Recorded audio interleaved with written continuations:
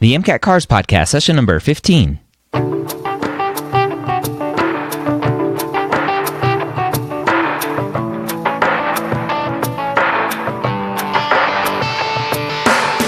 The Cars section of the MCAT gives thousands of pre-meds nightmares every night. Whether you're an ESL student, lack confidence while reading, or are a slow reader like me, Jack Weston and the medical school headquarters are here to help you score higher in every section so you can be confident you're ready to get the MCAT score of your dreams. Welcome to the MCAT Cars Podcast. My name is Dr. Ryan Gray, and I am joined, as always, by Jack Weston, the premier tutor for the car section of the MCAT. You can find him at medicalschoolhq.net/Jack Weston, which is also a link for $100 off his course. We're going to jump right in to our passage today. Jack Weston back for some more MCAT Cars podcast. How you doing today? Good. How are you? How's it going? I'm great. I'm excited. And I want to plug one more time as we release this episode on January 30th. The next course starts tomorrow, correct? On the 31st? Yes, it does. Yeah, right. and we are recording this a little earlier, right? Yep. But if depending on how many students have already enrolled, you can check it out. It might be at capacity. It probably will be. Usually these courses fill up about a week before, 2 weeks before their start date. So check it out. If it is, it's on our website. You can give us the link, Ryan. But yeah, if you have any questions, you're always welcome to contact us through our website. And yeah. If it is full, when do you anticipate the next course to be? It just depends on how many students we're currently helping. Okay. And we want to make sure that the students that we're helping are fully prepared and they have all our attention. But our goal is to release a course once every month or so. Okay. So yeah, you can check back as we get closer to the summer. We get way more busy, Yep. And so we're prepping for that. But yeah, Okay. and that's a big question students always have about the course is when should I sign up? I was just going to ask that. So if I'm planning on taking the MCAT in, let's say, May, when should I look at the course? Before you even study for the MCAT. Right. Yeah. So because this is all reading and critical thinking, and that's stuff you can prepare now. You don't need to take biochem or physics or bio or OChem. I say take the course up to a year in advance. Obviously, there's students who take the course while they're studying for the MCAT. Students take the course while they're working, while they're in school. Just give yourself, time to prepare for the car section. Don't neglect it. A lot of students wing it. Not a great idea. Even if you're a philosophy major, even if you're like the type of student who loves reading, it could still be challenging. You have to prepare. It's a unique test. It's a very unique way of asking questions. So don't neglect the AMC passages. Review that stuff really well before your test. And if you are interested in the course, I definitely recommend signing up sooner because it's a skill. Everything you're learning can be improved. The way that you read, the way you answer questions. We break down things step by step. How to find the big picture, how to find how to use that to answer questions, and we go over different question types and timing issues and all that stuff, and you can prepare well in advance. And even after you take the course, you don't lose these skills. You can only improve on it with time. So the more time you give yourself, the more patience you have, the better your outcome. Nice. All right. And that's medicalschoolhq.net/Jack Weston for that link and a $100 off coupon too. So that's awesome. All right. Today we have a great article from the Los Angeles Times, and I'll go ahead and jump right in. Everyone's DNA sequence is unique. So very short sentence, very to the point, I think is very straightforward. But for those who wish to maintain their genetic privacy, it may not be unique enough. So it sounds like this article is going down a potential path of saying, hey, we all have DNA, and apparently maintaining privacy with our DNA is going to be important at some point. I don't know. Yeah, sounds good. It's setting up the scene for how maybe genetic privacy is important. Yeah. Right? They don't say that directly, but they're making an assumption about that. So if a good MCAT question would be, what is an underlying assumption of genetic privacy? And for most students, they're thinking, okay, well, I have to go back and read somewhere. Or I have to go find this somewhere in the passage. This is not something you can find. They will never bring up the assumption. The assumption means that it's something that they don't say, but you have to assume. You have to assume for it to be true, for this argument to stand, right? That maybe genetic privacy, is something we have to look at, right, or think about. So that the answer to that question would be that genetic privacy is important, or that privacy in general is important. But they never mention that potentially, right? They could never mention it. So there's a difference between an assumption, which is something that is not in the passage, and something else that is more explicit. Explicit means it's directly in the passage. You can see it, you can read it. And a lot of students have a hard time understanding assumptions and why assumptions even matter. And the test really focuses on assumptions and inferences and understanding those things. And so that's something that they could do, and that's something you should look out for. Okay.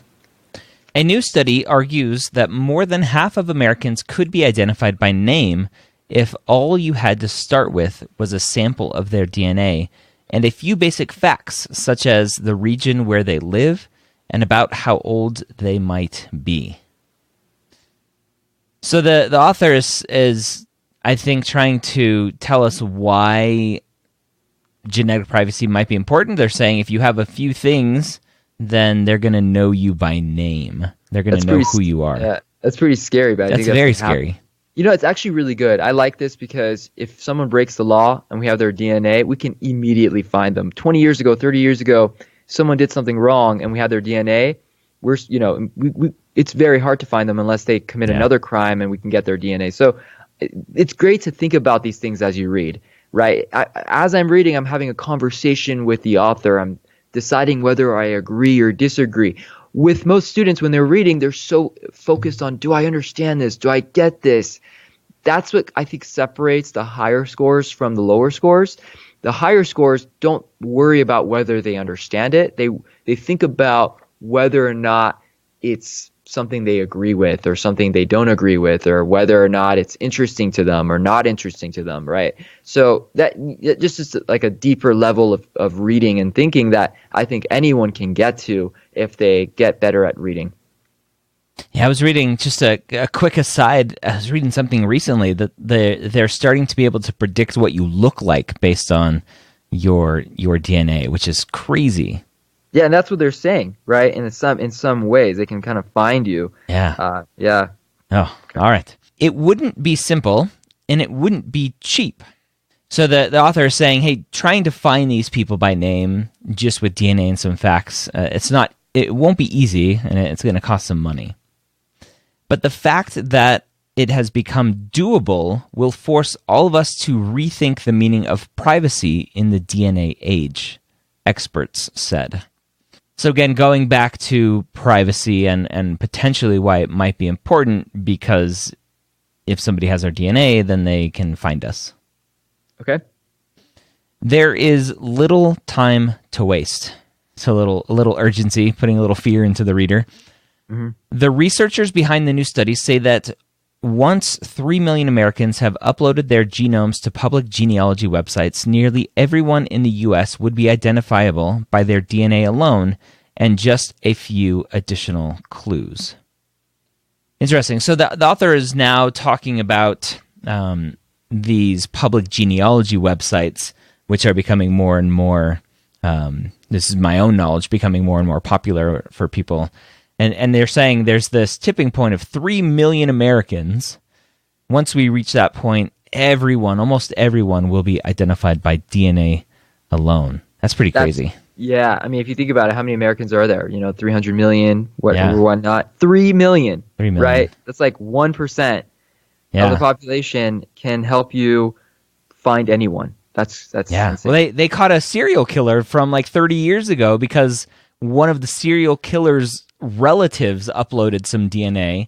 Yeah. And they were able to match enough of the DNA. They're like, hey, this person's related. Yeah, I saw that in the news too. So this is really interesting because what you just did is you brought in your prior experiences to help you understand this better. And that's what happens when you're interested in an article. When you're interested in an article, you think back, oh yeah, I remember this, or I remember that, or oh yeah, like you don't tend to remember things that you're not interested in. So is that a good thing to do? It can help you with the reading, but if you're not careful, it can also hurt you because they can ask questions and you're going to think back not to the passage, but maybe to a specific nuance from the news that you saw and you remembered, and that could affect you. So I think that the best thing to do is to go in with a blank slate and to know nothing about what you're reading and just become educated by what the author's saying. And that happens most of the time because you're probably not going to be interested in Picasso's works or Cezanne and stuff, right? Like like these are things that you probably haven't read about unless, again, you're some kind of art history major or whatever. So it tends to not be an issue, but I definitely see a lot of a lot of students have that issue with bias where they bring in their own perspective on things. But it doesn't seem to be a problem for you because you're understanding what you're reading right now. Again, this could be an issue when you get to questions. Okay.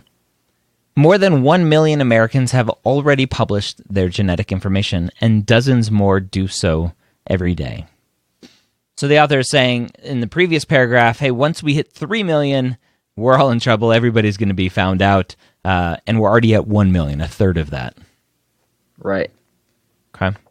People have been wondering how long it will be before you can use DNA to detect just about anybody, said Ruth Dickover, director of the Forensic Science Program at UC Davis, who was not involved with the study. So now they're introducing this person, the director of Forensic Science Program, and she's saying, hey, how long is it going to be? Which is interesting because the author just said, once we hit 3 million. Right. Okay. The authors are saying it's not going to take that long. So the authors of the article that's talking about DNA and identifying all these people, so they're saying it's not going to take that long, is what she says. It's quoted. Right. So it's very similar to the previous paragraph, but they're now bringing up some kind of authority figure to support that point, right? That, hey, soon DNA is going to be used to identify everyone, right? And okay, sounds good. This new reality represents the convergence of two long-standing trends. Okay, so this is a weird kind of standalone sentence paragraph. A convergence of two long-standing trends. We don't know what that is yet at this point. One of them is the rise of direct-to-consumer genetic testing.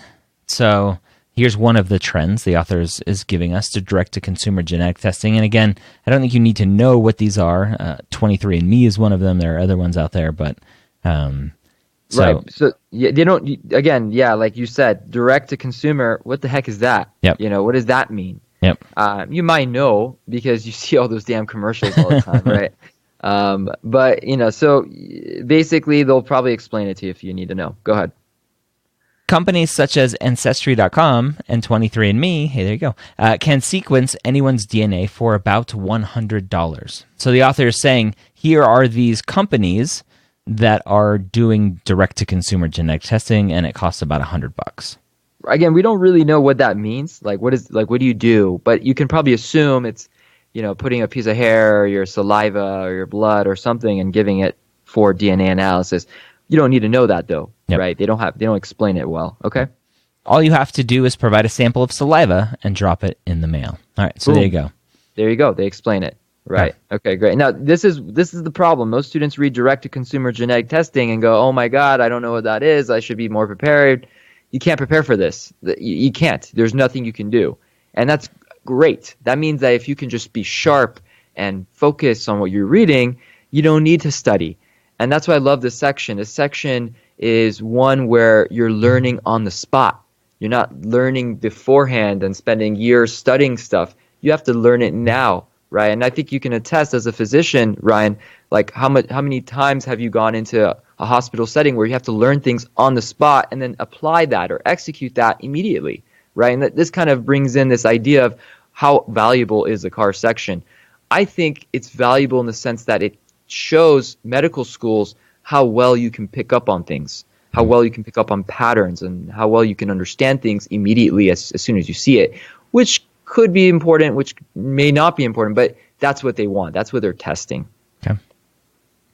The other essential element is the proliferation of publicly searchable genealogy databases like GED Match.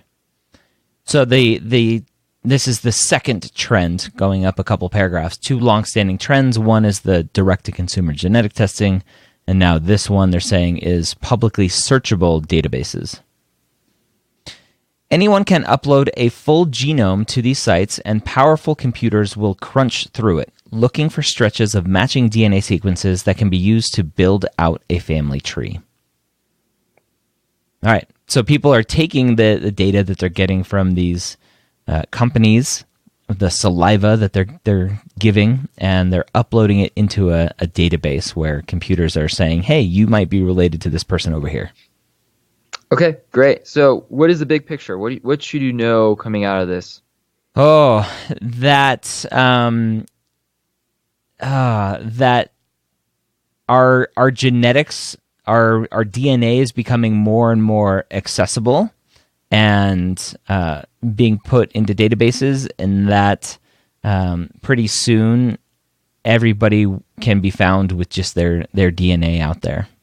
Right. And I think it's also bringing up the point that we have to rethink about our privacy, right? Yeah. How this affects our privacy. That's, I think, the overall theme. Now, I'm gonna present some questions, some general questions.